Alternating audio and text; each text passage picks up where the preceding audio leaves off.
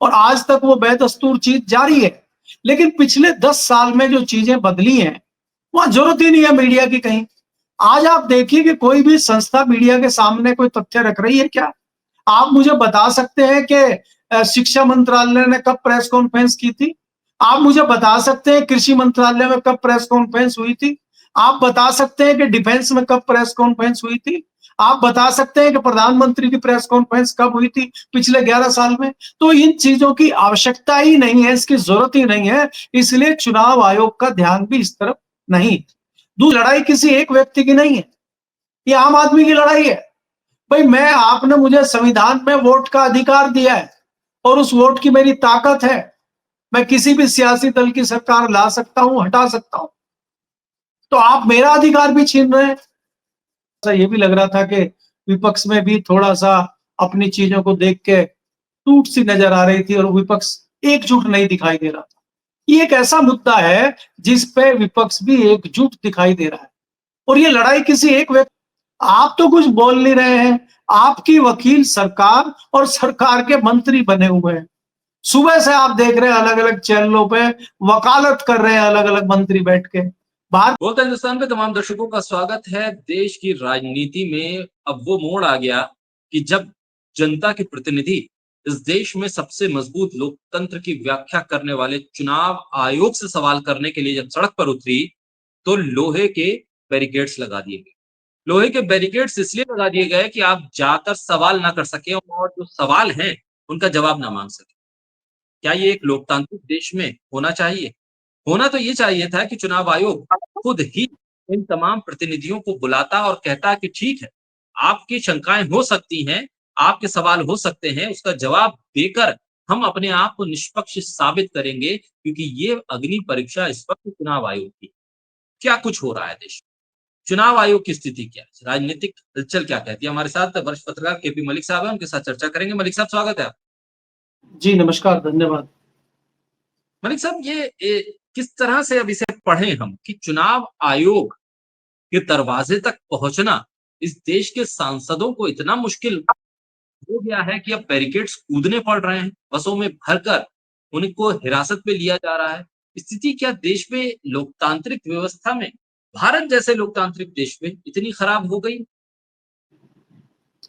देखिए सबसे पहले आपको ये बैरिकेटर की राजनीति समझने के लिए किसानों तक जाना पड़ेगा। जो कैरियर किसानों के लिए उन्होंने बैरियर, कीले, बॉर्डर सील कर दिए थे, तो इनको लगता है कि ये सबसे बढ़िया तरीका है लोगों की आवाज बंद करने का।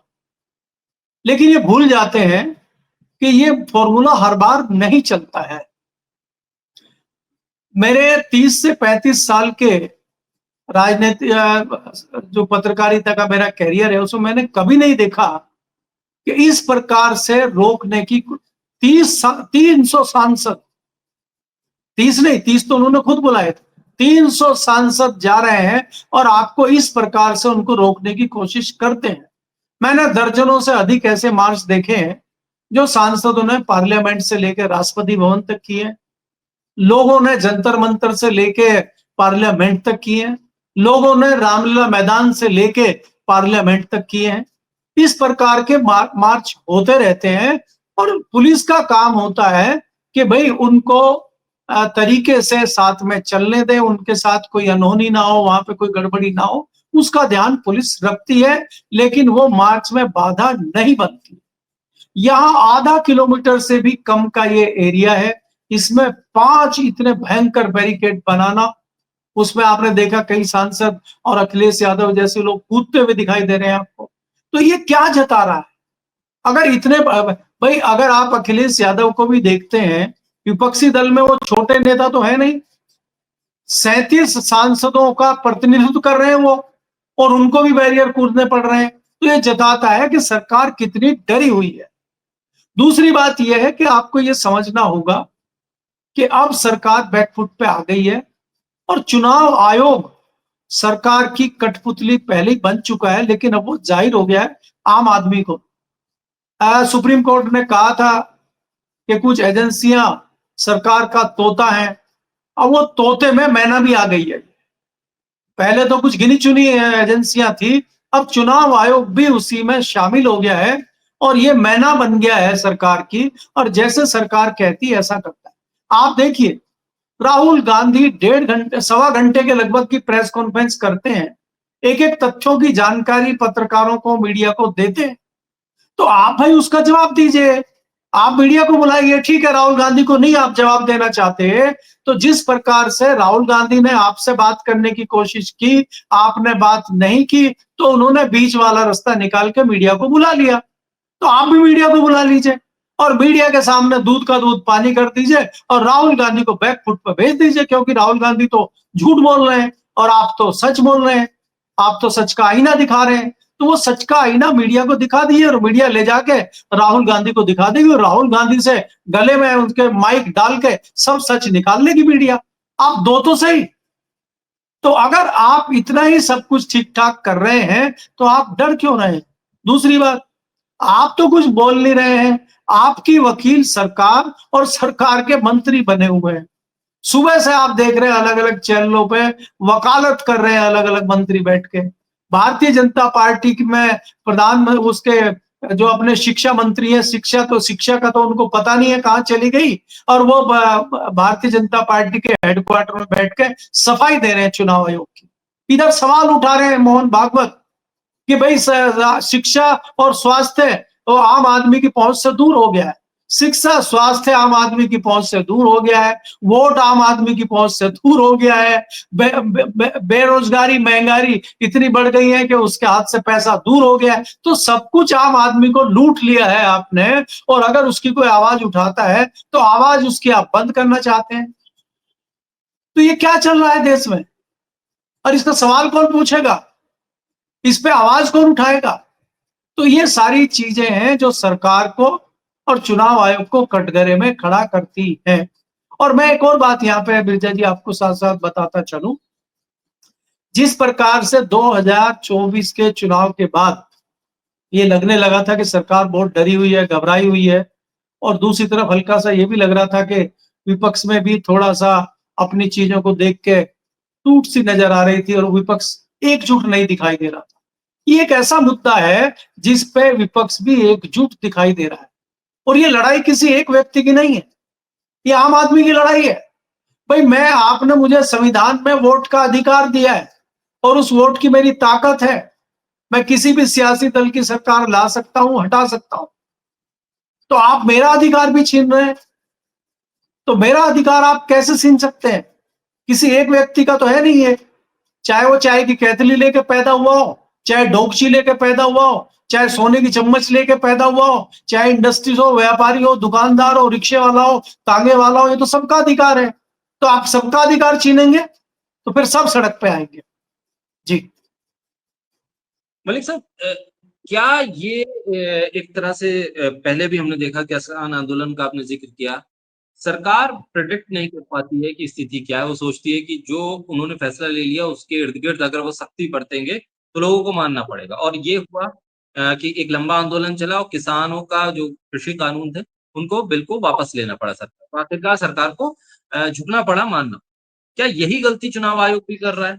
उसे ये लग रहा है कि हम सोशल मीडिया पर एक फैक्ट चेक डालकर मिसलीडिंग या फेक बताकर उसको हम पोस्ट कर देंगे, मामला वहाँ खत्म हो जाएगा। लेकिन जिस तरह से विपक्ष के नेताओं को आप रोक रहे हैं, मीडिया दिखा रहा है कि भई देखिए ये अखिलेश यादव बैरिकेड कूद रहे हैं क्योंकि वो चुनाव आयोग तक जाना चाहते हैं कि आप वोट चोरी कर रहे हैं, क्यों कर रहे हैं? ये वीडियोज़ तो आम जनता तक पहुँच रहे हैं ना, प्रेस कॉन्फ्रेंस 1 सवा घंटे की आम लोगों तक पहुँची है। अब लोगों के ज़हन को आप कैसे बदलेंगे?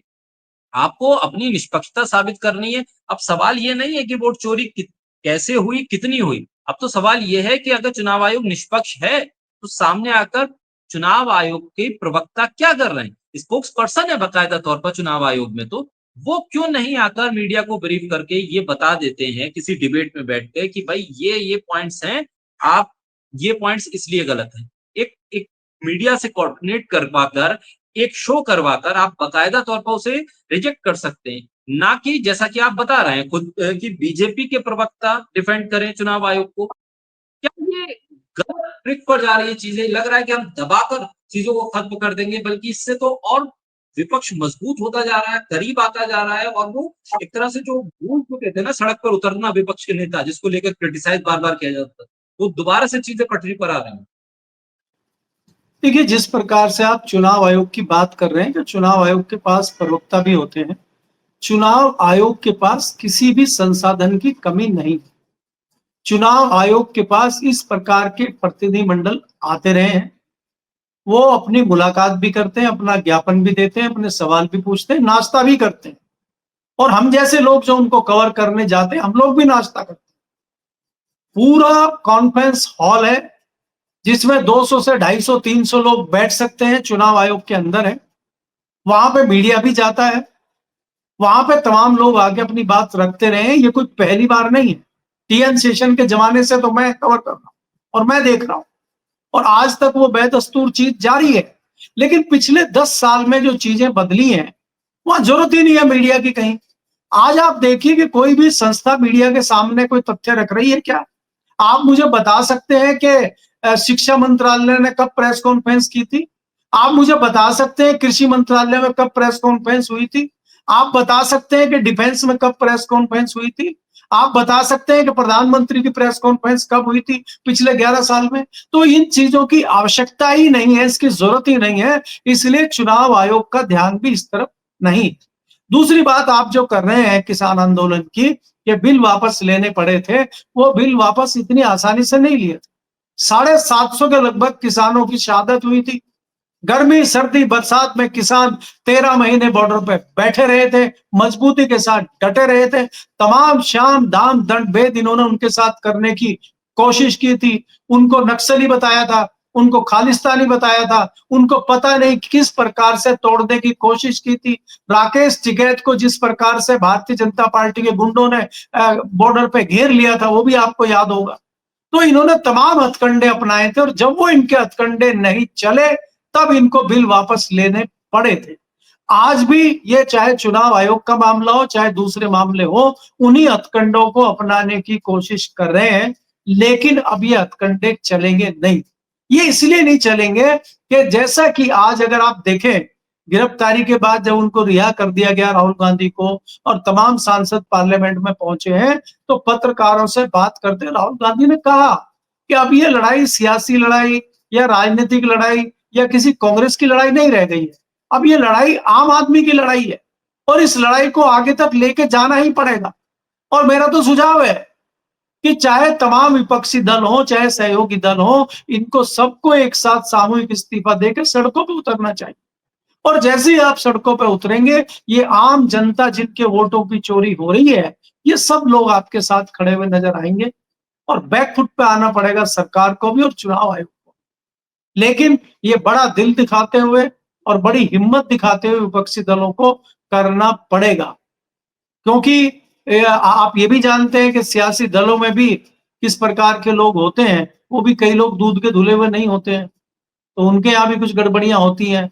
तो क्या वो इतना बड़ा निर्णय ले पाएंगे, ये भी सोचना होगा। जी।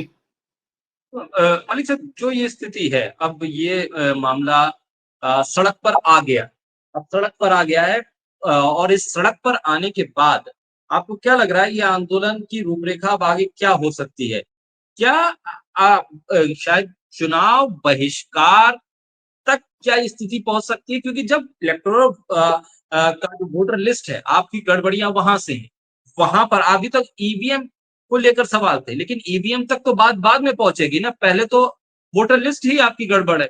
जब वोटर लिस्ट गड़बड़ है, तो फिर आप कैसे उम्मीद कर सकते हैं कि आने वाला अगला चुनाव, उसके बाद का चुनाव बहुत सही ढंग से होगा और आप उसमें अपनी पूरी जी जान लगा दीजिए। लड़ाई इसी बात की तो है ना कि वोटर लिस्ट में गड़बड़ी करके आप पूरा का पूरा चुनाव ही हाईजैक कर ले रहे हैं। 1 लाख, 1.5 लाख से कोई सत्ताधारी पार्टी का कोई नेता जीत रहा है, तो पता चलता है बाद में कि 1 डेढ़ लाख वोट तो ऐड हुआ है कहीं से। तो ऐसी स्थिति में क्या चुनाव की राह पर चलते हुए, चुनाव लड़ते हुए ही क्या इसका विरोध जारी रखा जा सकता है? जैसा कि अभी आप कह रहे हैं कि बड़ा दिल दिखाते हुए सड़क पर आना चाहिए इस्तीफा देकर। क्या इसके लिए अभी और इंतज़ार करना पड़ेगा? देखिए, मुझे लगता नहीं है कि आप इंतजार करेंगे तो ये समस्या हल होगी। आप देखिए कि किस प्रकार से इन्होंने लालू यादव के लड़के तेजस्वी यादव को घेरने का काम किया था कि उनके पास 2 एपिक नंबर हैं। तो ये अब तो इनके उप मुख्यमंत्री जो बिहार में उनके पास भी निकल आए 2, उसका जवाब भी मांगने के लिए एक जो है दिखाने के लिए एक नोटिस जारी कर दिया इलेक्शन कमीशन ने, अब वो उसका जवाब दे देंगे। तो आप जो बता रहे थे कि वो तेजस्वी यादव वोट चोरी कर रहे हैं, ये तो आपके घर में ही चोर पकड़ा गया है, अब आप उस पर क्या एक्शन लेंगे? तो इसलिए आप ये कोशिश करेंगे कि भाई ये मान जाए, डर जाए, ये मानने वाले नहीं है, इनको आदत पड़ चुकी है ये सब चीजें करने की, तो उसका एक ही तरीका है कि अब जनता की अदालत में जाया जाए, और जब आप जनता की अदालत में जाएंगे फैसला वही होगा। आपको याद करना होगा कि राहुल गांधी ने जो यात्रा शुरू की थी, उसमें कोई बहुत गंभीर मुद्दा उनके पास नहीं था, वो जनता को जागृत करने उतरे थे। आज बहुत स्ट्रॉन्ग और बहुत अहम मुद्दा राहुल गांधी के पास है, राहुल गांधी के साथ लोग हैं, और राहुल गांधी के पास उस व्यक्ति का मुद्दा है जिसके पास से वो गुजर रहे हैं। जैसा कि मैंने कहा कि इसमें तो चाहे कोई छोटा हो, बड़ा हो, आम हो, गरीब हो, अमीर हो, किसान हो, मजदूर हो, वोट का अधिकार तो सबका है, और एक ही वोट है, चाहे वो अमीर की हो चाहे गरीब की हो, उतना ही काम वो करती है। और वही अगर आपसे छिन रही है तो और उस वोट को हमें बचाना है, तो हमें राहुल गांधी की इस लड़ाई में शामिल होना पड़ेगा। ये लड़ाई राहुल गांधी की नहीं है, ये हमारी अपनी लड़ाई है। ये सारी चीजें सोचते हुए हमें आगे बढ़ना पड़ेगा। और दूसरी बात यह है कि अगर आप देखेंगे, जैसे कि आपने ईवीएम का जिक्र किया है, ईवीएम पे चीजें प्रदर्शित नहीं हो पाती थी, इस तरह के तथ्य नहीं मिल पाते थे, और इसीलिए उसको बहुत गंभीरता से सब लोग नहीं ले पाते थे। अब जिस प्रकार से राहुल गांधी ने एक एक चीज की स्टडी करके तथ्यों को सामने रखा है, बैक फुट पे चुनाव आयोग चला गया, इसके पास जवाब देने को कोई रास्ता बचा नहीं, जबकि गड़बड़ियां हो रही हैं। गड़बड़ियां 2019, 2022 के और 2024 के उत्तर प्रदेश के चुनाव में भी हुई हैं, हमारे पास खबरें थी, लेकिन तथ्य नहीं आ पाते। वेस्टर्न यूपी से मैं बिलोंग करता हूं, वेस्टर्न यूपी में बहुत अच्छा नेटवर्क मेरा है। कई विधानसभा से मेरे पास इस तरह के आंकड़े आए थे कि एक ही सीट पर 14 से 15 हजार वोटों की गड़बड़ियां की गई, और इन्होंने क्या की, देखिए उसमें क्या होता है कि किसी भी अन्य दल के नेता वोट को अपडेट कराने के लिए तब तक आगे नहीं आते जब तक उनकी चुनाव की टिकट पक्की नहीं हो जाती। और भारतीय जनता पार्टी एक ऐसा संगठन है जिसमें आरएसएस और उनके सहयोगी दल साल भर पहले अपनी तैयारियां शुरू कर देते हैं। अब आप अगर वेस्ट बंगाल की बात करें या बिहार की बात करें, अब बिहार में यही अभी तक निश्चित नहीं है कि कौन सी सीट कांग्रेस को मिलेगी, कौन सी सीटों पे तेजस्वी यादव के लोग लड़ेंगे। तो हम पता चला हमने तैयारी कर ली और वो सीट कांग्रेस में चली गई, तो हमारी तैयारी तो बेकार गई। लेकिन भारतीय जनता पार्टी ये ना सोचते हुए कि कौन उम्मीदवार होगा कौन नहीं होगा, वो उस लिहाज से तैयारी करती है। तो भारतीय जनता पार्टी ने वेस्टर्न यूपी की कई विधानसभा सीटों पे इस तरह के आंकड़े बदलने की कोशिश की थी कि जहां पे उनको लगता है कि सामूहिक वोट भाजपा के खिलाफ है, उनको कटवाने की, और जहां उनको लगता था अपने लोग हैं उनका अपडेट कराने का उन्होंने पूरा काम किया था। इस तरह की खबरें लगातार हमारे पास आती रहती हैं, लेकिन वो आवाज कहीं ना कहीं दब जाती थी, मुखर होकर नहीं आती थी। दूसरा, इसका अगर आप 24 में देखेंगे या 22 के इलेक्शन में देखेंगे, जो बात आज राहुल गांधी से सवाल कर रहा है इलेक्शन कमीशन कि आप अफिडेविट दीजिए, समाजवादी ने और अखिलेश यादव ने तथ्यों के साथ एफिडेविट भी दिया हुआ है। तो उन्होंने एफिडेविट भी दिया हुआ है और उन्होंने सवाल भी मांगे हैं और उन्होंने सबूत भी दिए, तो इलेक्शन कमीशन उनको जवाब देते, समाजवादी को दे कम से कम जवाब उत्तर प्रदेश का, राहुल गांधी को बाद में दे देना, मत दो राहुल गांधी को, समाजवादी ने एफिडेविट दिया हुआ उनको तो दे दो। तो इनको कोई ठीक देना ही नहीं है,